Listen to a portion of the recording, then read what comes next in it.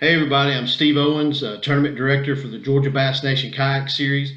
This is the official captain's meeting for the final event of the year, the CLARKS Hill event. We're excited to have you all come up in there in that area.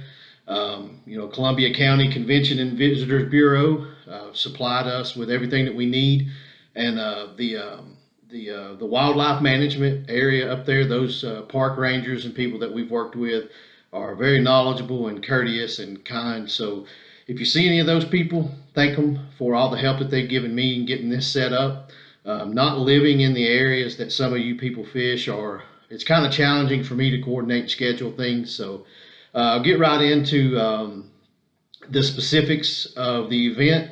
Our headquarters are going to be at the Wildwood Park Pavilion. The boat ramp has a pavilion right there next to it. That address is 3780 Dogwood Lake. It's in Appling, Georgia. It's all the information that you're going to need for this event is on the Tourney X page. If you're having trouble finding it through your app, go to the Google Chrome or whatever your web browser is and go in that way. Or message me and I'll send you a link that will help you pull it up there. There's some really good screenshots on there that show you where we're going to meet at. We encourage you to obviously stay in the lodging in that area. Entry fee for this event is $75. That's in addition to your Bassmaster membership for the national level, which costs you $15, and then $30 covers your Bass Nation dues. And you only pay that in one state. So if you've paid it in Tennessee, you can fish Georgia, Alabama, South Carolina, North Carolina, and other states. So if you've paid it in another state, then you're eligible to fish this event as well. But by all means, reach out to me and I'll check you on our list. This is a 5-fish limit with a 12-inch minimum length. The identifier code for this event will be released Friday. I think it's between 6 or 8 a.m. It's around dark time whenever we open it up. If you pull up your Tourney X app and you can't find that identifier, log out, log back in, and that it should pop up. There's just times that for whatever reason it doesn't update. And if you can't get it, we post it on the Facebook page, as well as you can just message me and I'll send it to you. Typically try to send out a notification. If you get a notification on your phone, read it on your home screen. If you select it to try to enlarge it, it's just going to take you to the Tourney X website. You're not going to be able to read it. So I always keep them really short. That way you can look at them on your home screen. That identifier code can be written on a card, put it on your catch cradle carrier, tourney tag, on your hand, index card, put it in the floor. I write mine. I have the polycarbonate, the plastic catch board. I write mine all along the spine of the board there so that if I lose the identifier card, it's there. Only hog troughs or catch boards are allowed in this series. Your itinerary, we'll skip Monday, which all your practice was to have been done from a kayak. It's the angler's responsibility to click the links and download the Georgia Bass Nation rules and ask me or another tournament director if they have any questions about it. This is, again, your official virtual captain's meeting. I'll share this to the Facebook page and the YouTube page as well. On Friday, at 7 p.m. Eastern Time, practice closes. You need to be back at the ramp and taken out of the water by then. 8 p.m. Eastern Standard Time, the identifier will be released.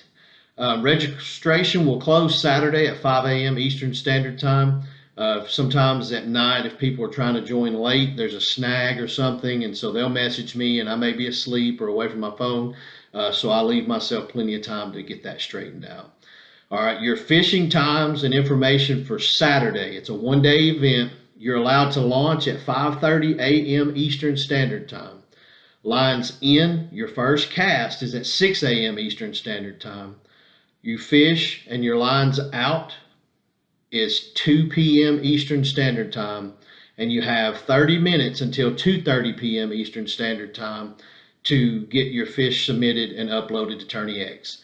If you have some sort of problem through the day getting your fish loaded, don't wait until 2 p.m. to notify me. You're going to need to notify me in ahead of time in case you actually have to leave the water to get somewhere where you can get it resolved. Check-in is at 4:30 back at the Wildwood Park and Pavilion. That's a soft check-in. We would love for all of you to come back and hang out with us and have prizes. And we got a lot of really good raffle prizes.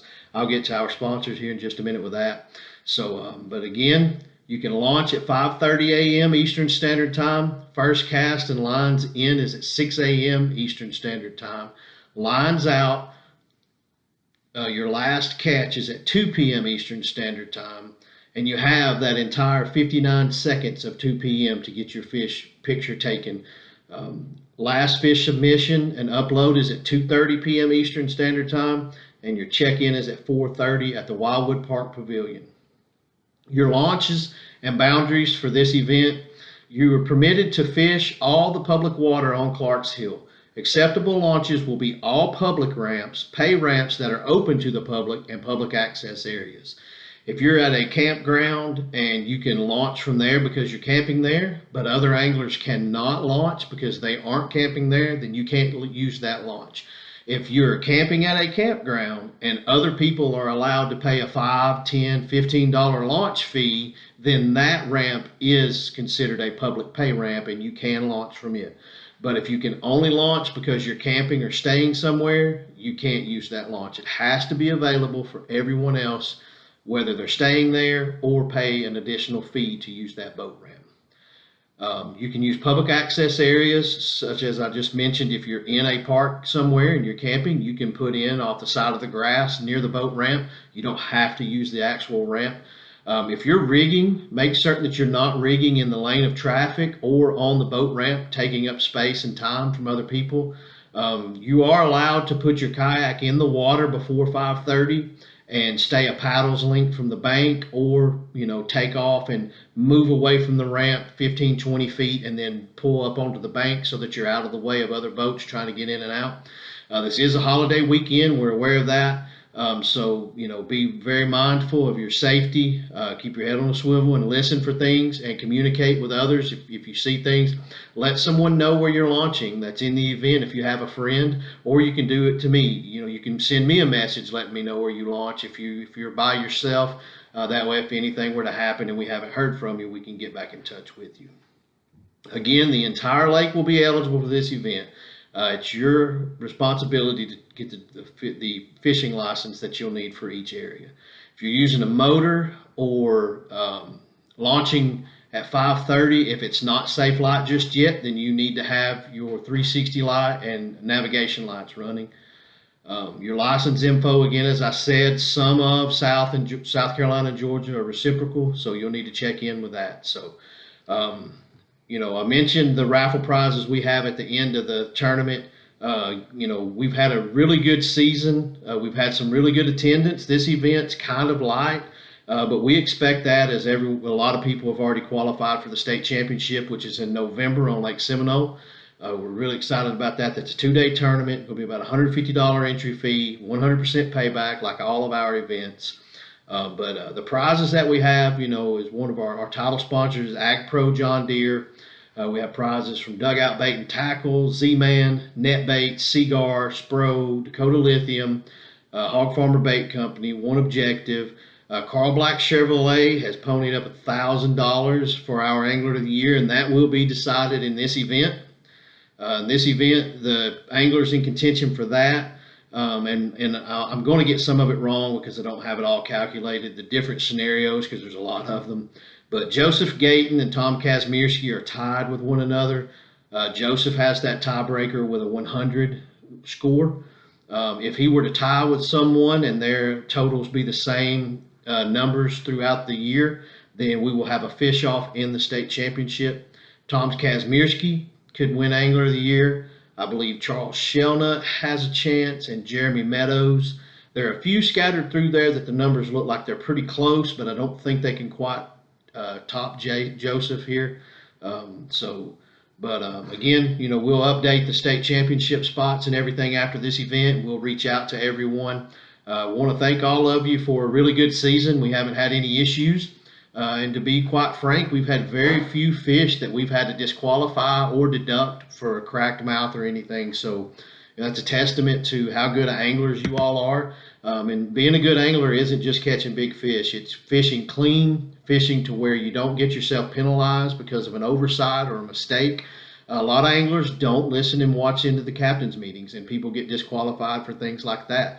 Not every rules infraction is a disqualification. There are things that happen where we use our judgment and we penalize an angler accordingly. And there's all kinds of variables and scenarios there. But we try not to include intent because that's hard to prove. But in this event, safety is the utmost priority. You have to have your PFD on at all times. No fanny packs. It has to be the chest style. It can be a traditional foam. It can be a manual inflatable. It can be an auto manual inflatable. But that vest has to be on your body.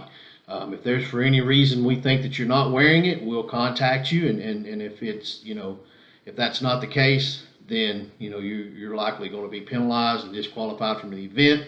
The second offense involving a PFD, you're probably going to be barred from fishing Bass Nation, and that could be a nationwide offense to get you, penalized for that. So it's the most important thing on the kayak is yourself. Second most important thing is your PFD. And advise everyone to carry a paddle with them if you're using a motor or a kick-up fins or a pedal drive system to help you, get to safety if you need it. So I'm going to go ahead and cut it off. You guys reach out to me. You all have my number. My number's on Tourney X. You can shoot me a message. Appreciate everything you've done all season long, and we look forward to seeing you guys on Clarks Hill. Be safe.